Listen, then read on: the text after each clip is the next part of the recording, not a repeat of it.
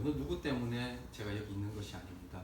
주님이 이 자리에 있게 하셨기 때문에 제가 이 자리에 있는 것입니다. 그래서 또 인간 의지하지 마십시오. 인간 아무것도 아닙니다. 인간 믿을 게 못 됩니다. 저도 동일하게 인간이기 때문에 믿지 마시고요. 그러나 이 자리에 있게 하시고 이 자리에 불러주시고 그리고 내 뒤에서 모든 것을 주관하고 계시는 하나님은 꼭 믿으셔야 됩니다. 사람 보이면 안 됩니다. 하나님 보셔야 됩니다. 그리고 이 말씀을 전할 때도 저 인간의 말이다 생각하지 마시고요. 이 안에 메시지가 있습니다. 그 메시지는 하나님께서 여러분들에게 주시는 메시지입니다. 그 말씀이 여러분들에게 들려지고 믿겨지기를 원합니다. 왜 그러냐니까요. 이 말씀은 인간의 말이 아니기 때문이에요. 이 말은 하나님의 말씀이고 진리의 말이고 그냥 강연해야 하는 그런 것이 아니라요. 이것은 하나님의 말씀, 살아계신 전능하신 하늘의 우리 아버지의 말씀이기 때문입니다. 그래서 그 말씀이 여러분들에게 믿겨질 때 우리의 인생요 그냥 살아갈 수 없습니다. 우리가 이렇게 살라고 세상 사람 같이 살으라고 성경을 주시고 예수 그리스도를 십자가에 못 박혀 죽기까지 희생시키신 분이 아닙니다. 이 정도로 살려고 하나님의 아들이 죽으셨어요? 그렇지 않습니다. 하나님의 아들을 희생시키실 만큼이나 하나님의 수준의 삶이 있는 것이고요. 그것을 주시려고 하는 하나님의 의도와 목적이 있는 것입니다. 그것을 여러분들 아셔야 됩니다. 이거 모르면요 큰일 납니다. 아니 절단 납니다. 다른 거는 몰라도 이거는 아셔야 돼요. 그래서 그걸 복음이라고 합니다. 이 복음을 전하기 위해서요 수많은 사람들이 한국만 하더라도 수많은 선교사들이 허드러지게 희생당하시면서 이 복음이 흘러왔던 겁니다. 그리고 재건교회에 많은 선조들도 재건교회 교단을 세우고 할 때도 사실요 신사참배하지 않고 우상숭배하지 않고 이 복음의 순수함을 지키기 위해서 죽는 거 고문당하는 거 어렵지 않게 견뎌내면서 이 복음이 복음답게 전파되기 위해서 그 순수함을 지키기 위해서 그 고난을 당하셨던 겁니다. 그래서 오늘 제가 전파하고 싶은 건 그래요. 뭐 인간적인 얘기 좀 쓸모없습니다. 인간적인 얘기 하려고 온 것도 아니고 인간적인 말을 하려고 한 것도 아닙니다. 재건교회는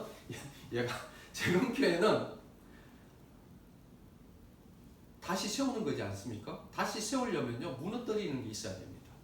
우리 안에 잘못 선 것들, 틀리게 선 것들, 잘못 잡고 있는 것들, 인간적인 것들, 땅의 것들, 세상의 것들, 그것들이 다 무너져야 됩니다. 그리고 난 다음에 하나님의 것이 써야 됩니다. 하나님의 것이 세워지는 것이 재건입니다. 지난주에 설교 기억나십니까? 근희 형제님? 하나도 생각 안 나죠? 생각 안 나는 이유가 그 형제님이 마음이 딴 데 있어서 그래요. 중요한 데 있어서. 마음은 어디에 있느냐니까 내가 보물이 있는 곳에 있어요. 마음은 보물이 있는 곳에 있어요.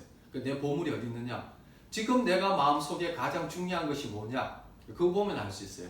내가 누구를 사랑하는지 알 수 있어요. 누가 사랑하면요 그 사람밖에 생각나지 않아요. 딴 얼굴 생각, 동그라미 그리다가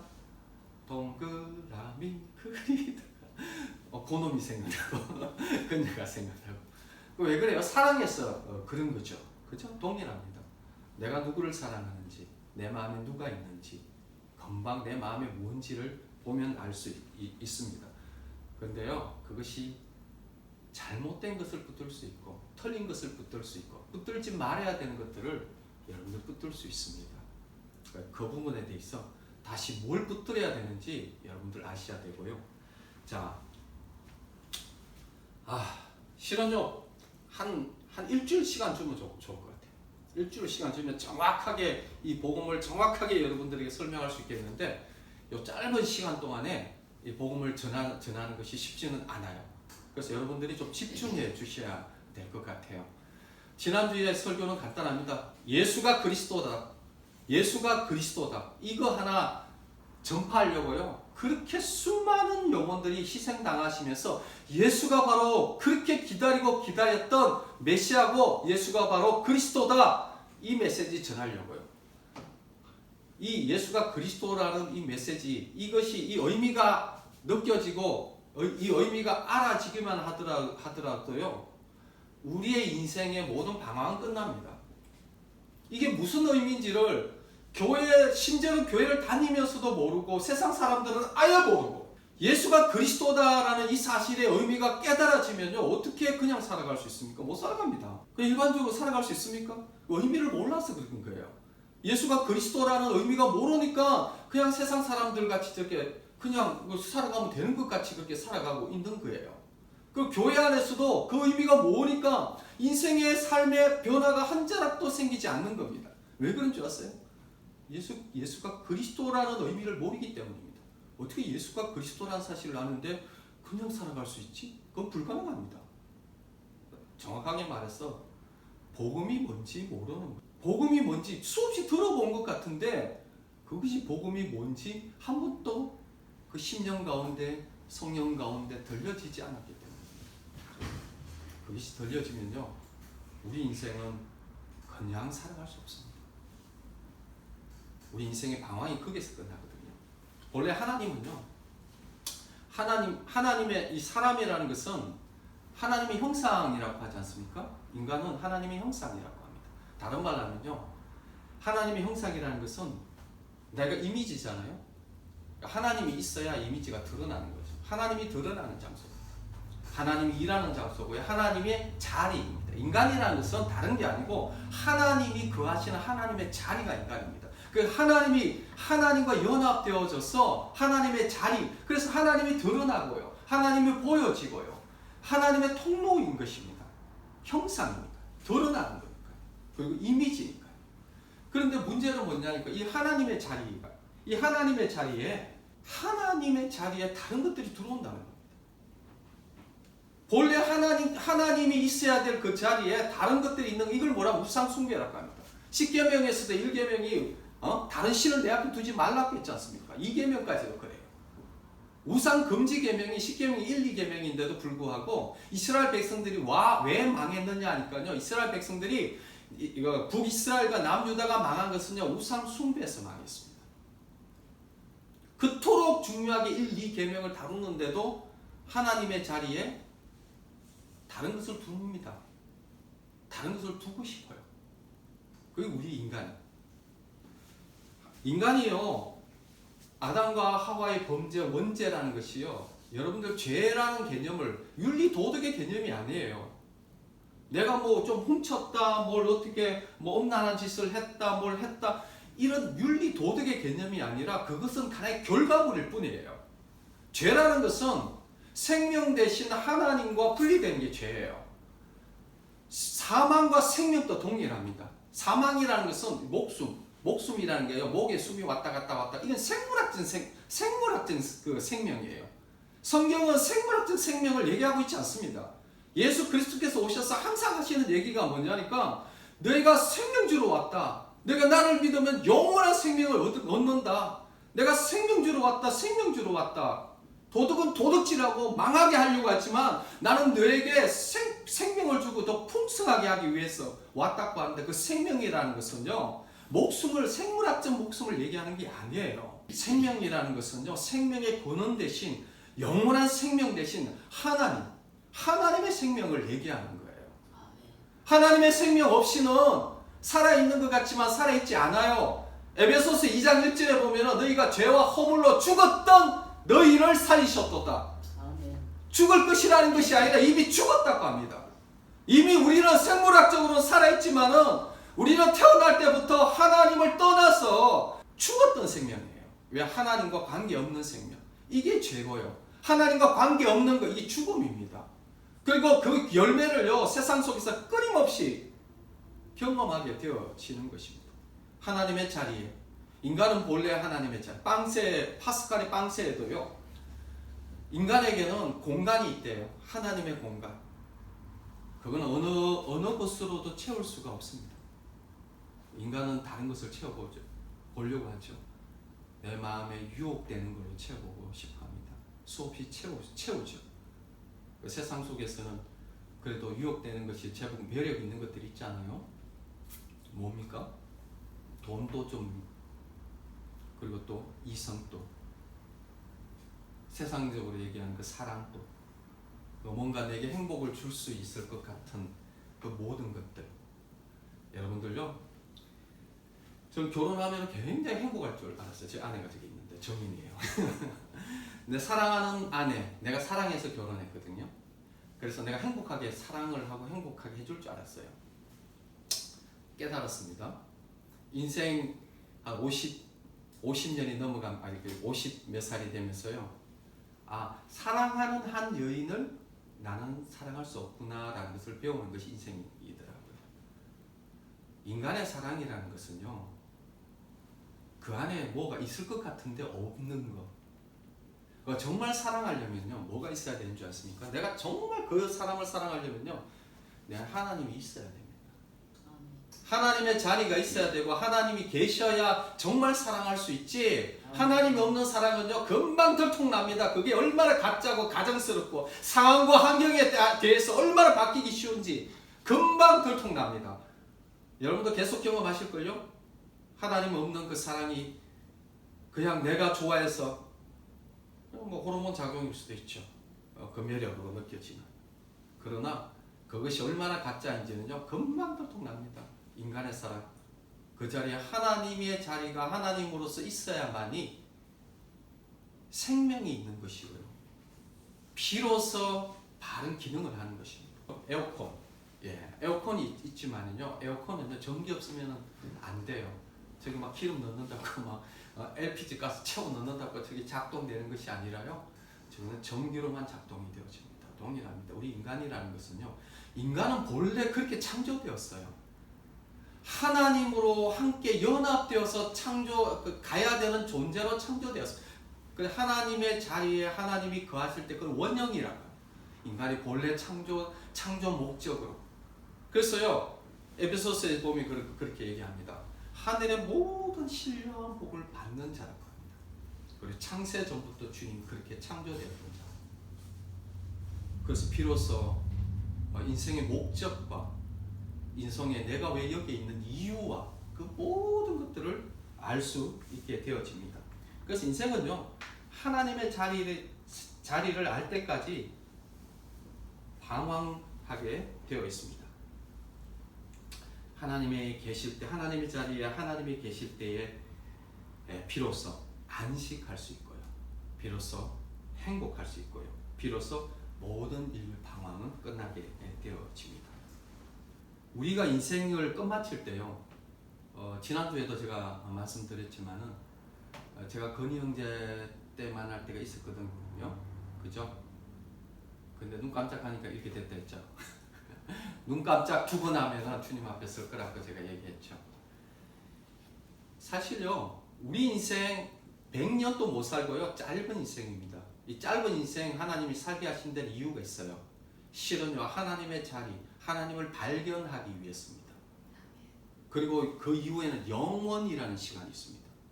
우리 인생의 목적이 모르고 살아가는 사람들이 대부분입니다. 왜 그런지 아니까요, 이미 생명을 떠나서 태어나고 세상에 잘못된 믿음과 가치관과 신정을 심어주고, 그래서 그게 자기인 줄 알아요.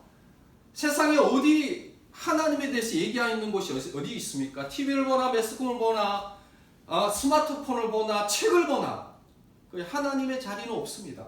그러니까 그렇게 선 사람조차도 태어날 때 하나님을 떠난 생명으로 태어났고, 그 글을 사는 사람도 언제 태어날 때부터 하나님을 모르고 태어나고, 이 세상이 전부인 줄 알고 이 세상이 전부인 줄 알고 살아가지 않습니까? 과학이 대단하다고 여러분들 생각하지만, 과학은요, 이 물질 세계에 하나님이 창조하신 이 물질 세계, 그리고 이 창조물의 질서 정도 발견한 것밖에 아니에요. 아직까지 세포 하나가 뭔지 몰라요.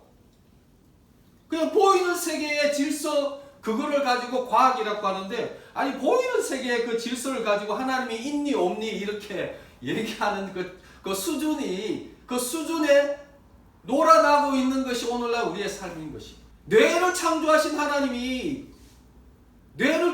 하나님이 뇌를 주셨는데, 그 뇌를 가지고 하나님이 있니 없니 이렇게 얘기하고 있는 이상한 시대에 살고 있죠. 사도행전에 보면 이렇게 얘기합니다. 우리가 하나님을 힘입어서 기도한다고 합니다.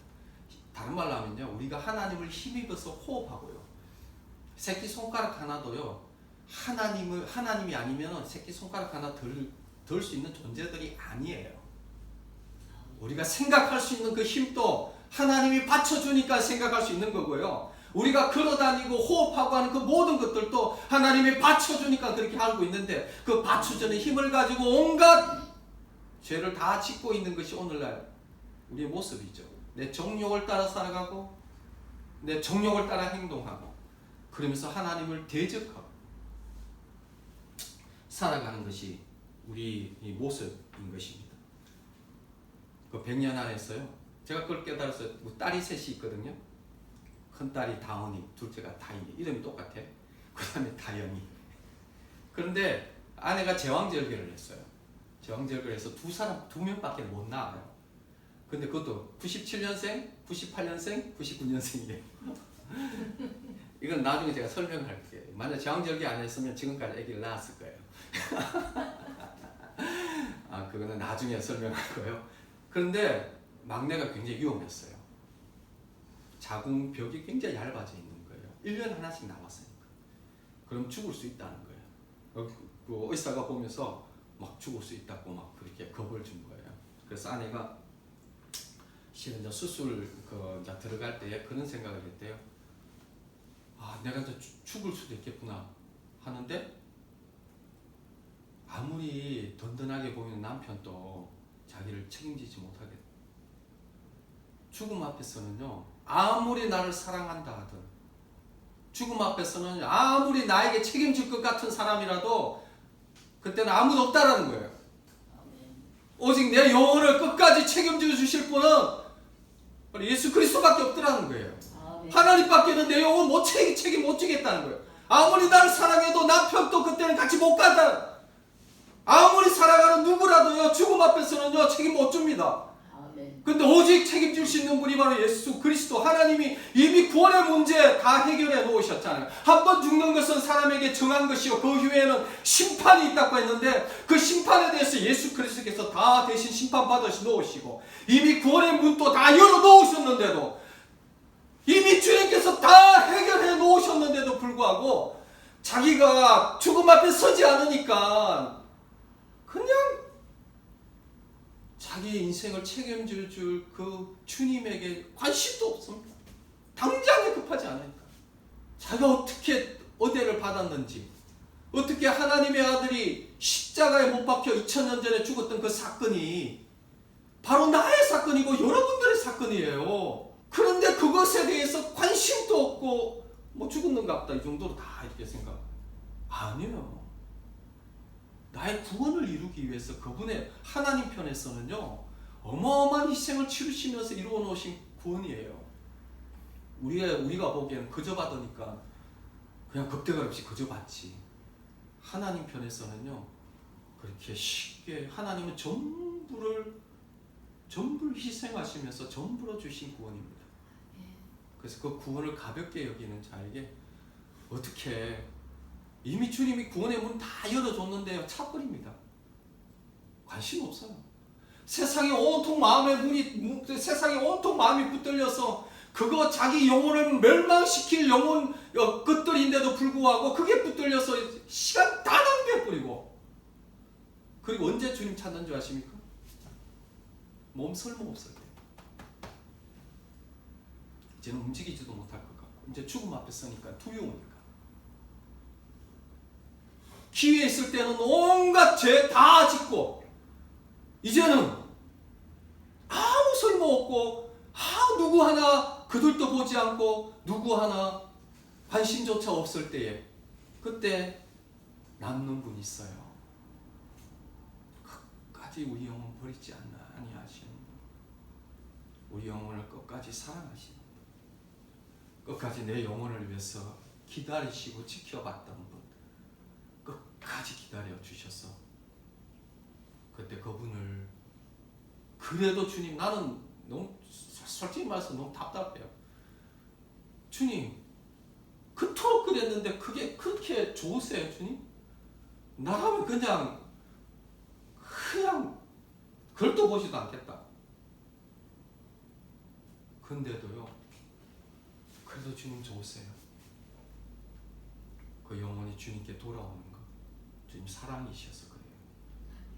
근데 철이 들면요, 그 사랑에 응답할 수 있는 존재가 되어져야 됩니다. 그 사랑에 우리를 어떻게 사랑했는지 사랑에 응답할 수 있는 존재가 되어줘야 됩니다. 이스라엘 백성들요, 노예 시대 때에 괴롭고 힘드니까요 부르짖어요. 하나님 살려달라고 부르짖으니까 하나님 모세를 보내가지고 출애굽이라는 어마어마한 역사에서 하나님이 직접 역사하셔서, 그때는 성부 하나님이 직접 역사하실 만큼이나 강력하게 역사하셔서 출애굽을 시킵니다. 홍해가 갈라지고요, 수많은 애국 군대가 거기서 다 몰살당하고 나옵니다.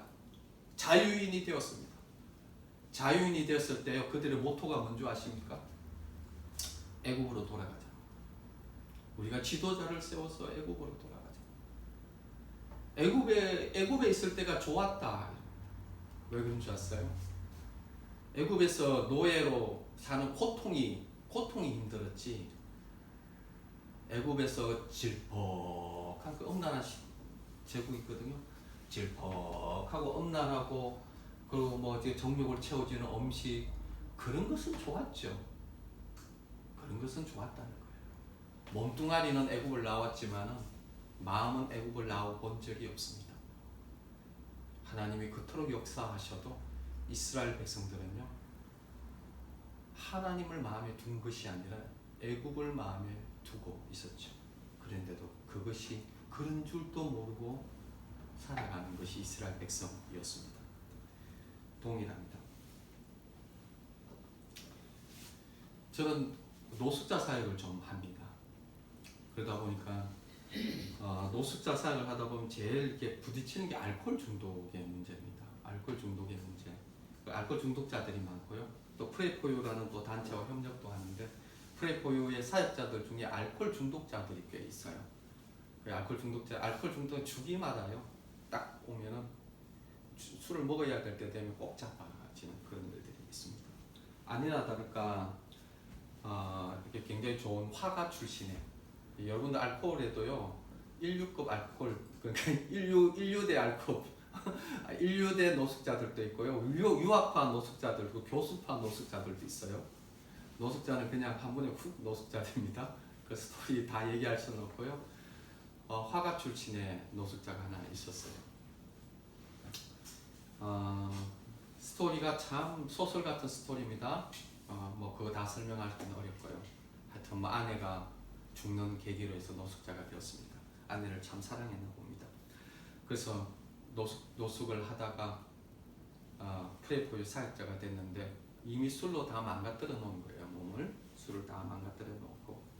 그래서 또 술 때문에 넘어지는 것을 제가 보면서 이번엔 진짜 가겠다, 삐쩍 말랐거든요. 이제는 다시 노숙하면은 살지 못할 것 같더라고요. 그래서 제가 이제 그 형제한테 제안을 했죠. 형제, 내가 볼 때 형제 곧 그렇게 해가지고 이번에는 진짜 갈 것 같다. 우리 한번 신앙으로 한번 잡아보자. 나는 형제가 신앙으로 잡겠다라는 그런 결심만 하면 내가 앵벌이라도 해서라도 내가 도와주겠다. 한번 신앙으로 한번 일어서보자 라고 하니까 본인이 처지가 급했는지 그렇게 하겠다고 했어요. 그래서 저희가 보니까 주민등록도 다 말소되고 다 없어요. 그것도 다 만들어주고, 그리고 이제 수급자도 이렇게 알코올 중독 수급을 받을 수 있거든요. 수급도 연결시켜주고, 그리고 방을 하나 이렇게 쪽방을 하나 하고, 그 옆에 신앙 좋은 권사님 이렇게 좀 붙여 놨습니다. 그래서 신앙을 좀 우리가 배우고 신앙으로 한번 일어서자. 형제 인생 얼마 남지 않았다. 놓치면 큰일 난다. 신앙으로 써야 된다. 그래서 신앙으로 살기로 결심했는데요. 실은요, 알코올도 애인이에요. 알코올 중독에서 벗어나지 못하는 것은 알코올을 사랑하기 때문이고, 알코올을 좋아하기 때문이고, 알코올을 놓지 않기 때문입니다. 왜 그러냐니까요, 마음이 진짜 외로울 때 어느 누구 위로해 주지 않는데 애인과 같이 와서 술을 한잔 탁 가면 애인과 같이 그 걱정거리도 좀 내려앉고 기분도 좋아지고 그러면서 잠시나마 현실을 마주하기 싫은 그 현실을 잊어버릴 수 있게 해주는 거예요. 애인인 거예요. 그래서 늘 애인을 찾는 거예요. 못 내려놓는 거예요. 아니나 다를까 형제가 이제 조금 몸이 이렇게 좀 보양이 되고 좀 힘이 생기고 이러니까 다시 술을 찾더라고요. 술을 마시는데 어떻게 하느냐 이래요. 말씀 기도 시간은 말씀과 기도할 수 있는 시간은 아파가지고 못 나와요. 그래가지고 이제 쉬면서 에너지를 이렇게 보충을 해놔요. 그리고 이제 말씀 기도 없고 이제 평일 때는 그 에너지를 가지고 밖에 나가서 자기가 누릴 수 있는 만큼 자기가 원하는 대로 실컷 살고 술 먹고 와서 다시 돌려보여요. 그리고 주일날 예배 시간, 말씀 기도 시간에는 꼼짝 아프다고 움직이지도 않고 또 다시 이 건강을 이렇게 쭉 축적해서 에너지를 보충해 놓습니다. 그러고 난 다음에 다시 그 보충이 되어지면 그만큼 자기가 원하는 대로 살고 술 마시고 다시 들어와요. 그걸 계속 반복하는 거예요. 아니 그 결심은 어디 갔냐. 그 애인을 못 버리는 거죠. 근데 그 애인이 어떤 애인이냐니까요. 사이코패스예요. 사이코패스. 수많은 사람들을 죽였고 수많은 사람들을 농락했고 수많은 가정을 깨뜨렸고 수많은 관계와 영혼들을 좀 먹었던 사이코패스 같은 그 알코올을 그냥 마음 좀 위로해 준다고. 두 얼굴인 거죠. 두 얼굴. 위로해 주고. 그러니까 잠시는 좋은 거죠. 그 정욕에 끌리니까. 그러나 그 존재를 한번 생각해 보십시오. 경찰관이 와가지고 이 얼굴 아느냐고. 왜 그랬냐고. 지금 수배 중이라고. 사이코패스인데 수많은 영혼들을 죽였다. 수많은 가정들을 파괴했다. 수많은 성매매를 조장했던 사람이 아니 그렇게 순진하게 보이고 나에게 위로를 했던 그 존재가 그런 존재였다는 거예요. 라고 할 때에 여러분들 그 사랑할 수 있겠어요? 그 존재를 정체를 정말 알면은 사랑할 수 있겠냐는 거예요. 우리가요 영적으로 맹인입니다. 우리가 누가 정말 우리를 사랑하는지 누가 우리의 영혼을 파괴하고 있는지 도무지 알지 못해요. 누가 끝까지 우리 영혼을 책임질 분이신지 영혼의 생명 가운데 열어갈 분이 누군지 왜 하나님의 아들이 십자가에서 못 박혀 죽었는지 그것이 나 때문인데 그것이 나의 구원의 문을 열어놓으시려고 그토록 크게 희생당하시면서 그렇게 다 희생하시면서 주셨는데 그 하나님에 대해서는 그 주님에 대해서는 얼마나 적대적이고 얼마나 안티적인지 몰라요. 그리고 자기 영혼을 멸망시키고 그 사이코패스 같은 하나님의 자리에 온갖 다 집어넣었고 그게 다 마음 뺏겨서 그렇게 살아가고 있는 오늘날 세대를 보면요. 제가 마음이 저도 그랬으니까 마음이 아픕니다. 우리 한국은 어떻습니까? 한국 교회는 어떻습니까? 우리 한국 만만한 교회 한국 아니었습니다. 수많은 사람들 올 때마다 정말 그 세국 정책으로 인해서 수많은 선교사들 다 죽였습니다. 그리고요 정말 하나님께서 우리가 국권을 상실했을 때에 일본이 국권을 상실하게 만들고 그럴 시점에 수많은 선교사들이 와서 복음을 전해줬고요. 아마 우리가 나라가 국권했다면 아마 복음이 들어올 수 있는 기회도 별로 없었을 것 같아요. 하여튼 나라가 힘드니까 복음이 그때 이제 무방비 상태에서 복음이 들어왔고요. 그래서 우리나라가 광복이 되어질 때요, 우리 독립군이 광복시킨 건 아닙니다. 주님의 힘으로 그냥 독립이 되어진 거고요. 대통령이 우리 그 초대 대통령 이승만 대통령 같은 경우는 그냥 해외에서 기독교 국가가 어떤 국가인지를 봤어. 그랬어요. 이승만 대통령은 기독교 입국론이라고 해가지고 그냥 이거를 그냥 기독교를 부흥시켜야 한국이 잘 산다고라는 생각으로 막 기독교를 부흥시켰습니다. 뭐 역사적으로 뭐 다양한 얘기들이 있지만은 하여튼 하나님께서요 한국을 특별히 사랑하셨는지 한국에 수많은 교회들이 일어나겠어요. 교단 안에서도요 제일 큰 교회는 한국에 다 5개가 다 한국에 다 있었습니다. 그러니까 세계에서 가장 많이 선교사를 보내는 미국 다음으로 2번째 선교사를 많이 보내는 그러니까 한국의 기적이라고 하면서요 경제적으로도 10위 안으로 우리 한국이요 막 이렇게 안으로 들어갔습니다. 그때 엄청나게 기도하고 엄청나게 교회가 성장하고 한국도 부흥하는 일이 있었습니다. 어떤 사람은 그런 얘기 하더라고요. 한국 사람들이 부지런해서 그렇다 뭐 그런 얘기 하는데 아니요. 그 북한 사람들은 북한 사람은 우리보다 덜 부지런해서 저렇게 못 삽니까? 아니요. 똑같은 한국 민족이고 똑같은 한국 DNA를 가지고 있지만요. 북한은 지금 얼마나 비참한지 모릅니다. 왜 그렇습니까? 하나님입니다. 하나님께서 한국을 특별히 사랑하셨어요. 하나님께서 한국을 특별히 사랑하시고 특별한 애정으로 이스라엘만큼이나 더 특별한 애정으로 사랑했는데요. 이제 배부르고 이제 잘 때니까요. 다 잊어버리고요. 다른 나라는 모르겠지만 다른 교회들은 모르겠지만 한국 교회가 이러면 하나님 앞에 이러면 안 됩니다. 한국 교회가 한국이 하나님 앞에 이랬어도 안 되고요. 한국 교회가 하나님 앞에 이랬어도 안 됩니다. 하나님의 사랑이 뭔지 알지도 못하니까 얼마나 엔티들이 되었는지 모릅니다. 이렇게 잘 먹고 잘 살고 배가 불러진 것이요 그냥 된 줄 아십니까? 한국 교회가 이렇게 하나님 앞에 이렇게 한국 사회가 하나님 앞에 이렇게 했을 때 설교가 많이 다른 곳으로 많이 가버렸는데요.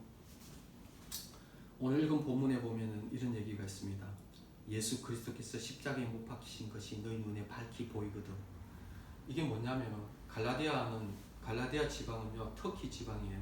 예수 그리스도 십자가에 못 박힌 거 본 적이 없습니다. 그런데 어떻게 예수 그리스도께서 십자가에 못 박히신 것이 너희 눈에 밝히 보이거든. 이 말이 뭐냐니까요. 사도 바울이 예수 그리스도께서 십자가에 못 박히신 그 십자가의 복음이 뭔지를 밝히 설명했고 그들 마음 가운데 밝히 해석되어지고 알게 해줬다는 겁니다. 그런데도 불구하고 뭘 붙드느냐? 예수 그리스도 외에 다른 것을 붙드는 것입니다. 그것을 다른 복음이라고 합니다. 예수가 그리스도라는 이것 하나면요 사실은 충분합니다. 이거 의미를 몰라서 그래요. 이게 무슨 의미인지 알아듣지를 못해요. 이게 왜 그러냐? 예수 그리스도께서요 2000년 전에 죽었던 그 죽음은요 나의 죽음입니다. 그리고 부활하셨던 그 부활은요 나의 부활이고요. 예수님이 하늘에 성천하고 올라가셨어요. 하나님 우편에 앉아 계시고요. 우리의 생명은 하나님 안에 감추어졌다고 합니다. 나는 여기 있는데 육체는 여기 있어요. 육체는 여기 있지만은 나의 영이라는 것은 시공간을 초월합니다. 여기 있는 것이 아니에요. 마음이 어디에 있느냐? 보물이 있는 곳에 있습니다. 마음이 여기 있는 것이 아니라 보물이 있는 곳에 있어요. 동일하게 예수님과 함께 내가 예수 그리스도를 믿을 때에 예수님과 연합되어질 때 나의 영혼은 어디에 있느냐니까 하나님 안에 있습니다. 아멘. 하나님 안에 있기에 달라고 해서가 아니에요. 지금 하나님 안에 믿는 믿음 가운데 이미 하나님 안에 있습니다. 그래서 하나님의 시민인 거예요. 하나님의 시민이 되려고 노력하는 것이 아니라 예수 그리스도가 했었던 그 십자가의 복음을 믿을 때에 나는 이미 주님과 함께 연합되어서 하늘에 주님과 함께 있는 하늘의 시민인 거예요. 하늘의 시민이기 때문에 하늘에서 뜻이 이루어진 것 같이 땅에서도 이루어지는 거예요. 여러분들 그림자를 움직이려고 백날 해보십시오. 그림자가 움직여지나? 그림자 안 움직여집니다. 본체가 움직여져야 돼요. 동일합니다. 내가 믿을 때 이미 본체가 움직여진 것입니다. 그것을 믿을 때 내가 나를 통해서 믿음대로 되어지는 것입니다. 주님이 다 이루어 놓으셨어요. 십자가의 복음이라는 것은 완벽한 복음입니다. 주님께서 아들을 희생시키시면서 주님이 십자가에서 마지막으로 하신 말씀이 다 이루었다는 그 의미는요 인간이 할 수 있는 것이 없어요. 하나님이 그 은혜로 인하여 믿음으로 말미암아 구원을 주시느니 이것이 너희에게서 난 것이 아니라 하나님의 선물이라는 것입니다. 하나님의 선물 그냥 주시는 거예요. 이거를 너무 주님이 그냥 사랑하셔서 주니까 간땡이가 부어서 이거 영원히 뭔지 주님의 복음이 뭔지 그냥 세상에 적당히 살아도 되는 줄 알고 주님 편에서 어마어마한 희생으로 치러서 주시는 복음인데도 불구하고, 주님은 전심으로 주시는 그 복음인데도 불구하고 그렇게 가볍게 차내면은 나중에 어떻게 감당하시려고, 어떻게 책임지시려고. 주님이 다 이루어 놓으신 완전한 복음입니다. 그것을 어떻게 해요? 여기에 나오지 않습니까? 5절에 너에게 성령을 주시고 너희 가운데서 능력을 행하시는 이의 일이 율법의 행위였으냐 혹은 듣고 믿음이었으냐. 성령을 주시고 우리 가운데 능력으로 행하고 계시는 이 일을, 그 하나님이요, 율법의 행위라는 것은 간단합니다. 내가 뭘 해야 되는 것, 내가 뭘 해야 되는 것, 나의 최선과 노력으로 뭘 하려고 하는 것, 그것 때문이냐 아니면은 십자가의 복음이 들려지고 귀에 들려져서 내가 죽었구나, 그리고 내가 새로운 존재가 되었구나, 내가 하늘 시민이 되었구나 라는 것을 듣고 믿음으로냐. 듣고 믿음으로냐. 그래서 믿음은 어디서 나옵니까? 믿음은 들음에서 나오고요, 들음은 예수 그리스도의 말씀에서 나오는 겁니다. 그런데 말씀을 보지를 않아요. 보지를 않아요. 세상 소리는 수없이 주워 듣고 세상 얘기는 얼마나 똑똑한지 몰라요. 세상 모르는 게 없어. 다 아는데 성경만 몰라. 그러면 어떻게 믿음을 가져? 세상을 믿고 있는 거죠. 하나님의 자리에 수많은 다른 것들을 다 집어넣어서 멸망할 때 같이 멸망해버리는 그런 존재일 뿐인 거예요. 우리가 멸망하는 것은 멸망할 것을 집어넣어서 멸망할 것이 멸망할 때 나도 멸망해버리는 거예요. 영원한 생명 되신 하나님의 자리에 하나님을 넣어서 영원한 생명을 갖는 우리 인간은 간단합니다. 수없이 철학자들, 수없는 사람들요, 마음을 연구하고 난리를 쳤지만요, 마음이 뭔지 모릅니다. 양파 껍질같이 깎이면요, 다 빼고 아무것도 남는 게 없습니다. 왜? 아무것도. 그래서 뭐 불교에서도 문이 뭐 어쩌고저쩌고 그래. 그게 하나님의 자리인데 하나님이 없는 자리니까, 하나님이 없으니까 그게 보이는 게 뭐 있어? 아무것도 없죠. 나 양파 껍질밖에 남는 게 뭐 있어요? 그게 하나님의 자리인데. 그래서 하나님의 자리에는요, 하나님이 계셔야 돼요. 그럴 때 우리의 영혼이 뭔지, 내가 누군지, 그리고 그것을 주님이 다 이루어 놓으셨어요. 내가 하나님의 자리를 만들 수 없습니다. 뭘 무너뜨려야 됩니까? 나의 옛사람을 십자가에 못 박아야 됩니다. 나를 나라고 생각하는 것, 세상이 전부라고 생각하는 것, 내 감정, 내 정성, 내가 믿는 신념, 나의 생각, 이게 어디서 나왔습니까? 땅에서 나왔죠. 세상에서 나왔죠. 세상에서 가르쳐졌죠. 먹물튄 똑똑한 사람들요, 뭐 학위에서 박사들 뭐 이런저런 얘기 잘 합니다. 죄송하지만요, 시대에 따라서 수많은 사조와 수많은 철학은 바뀌고 또 바뀌고 또 바뀌어 왔습니다.